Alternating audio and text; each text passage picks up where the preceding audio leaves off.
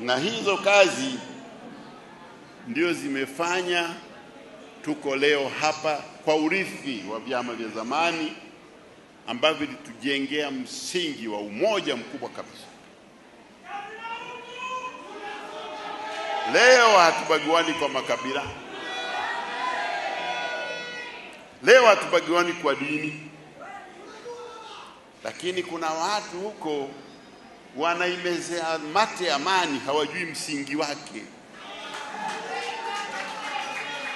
Wanatamani kuona tunaruana na kuuana sisi kwa sisi.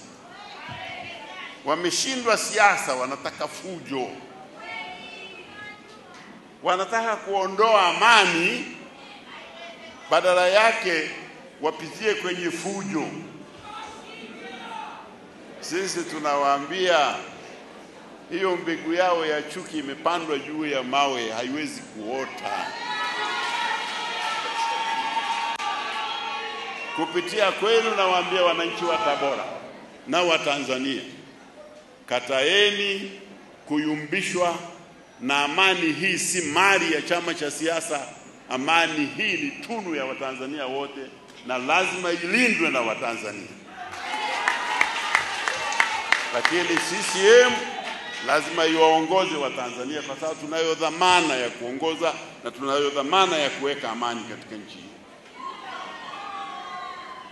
Ndio maana mkuu wa mkoa amesema tuko salama. Hasemi maneno yake, anasema mambo ya nchi, kwamba tuko salama. Manake tuko salama kweli. Na wale wanaodhani tunaweza kutikiswa, tunawapa majibu, hawawezi.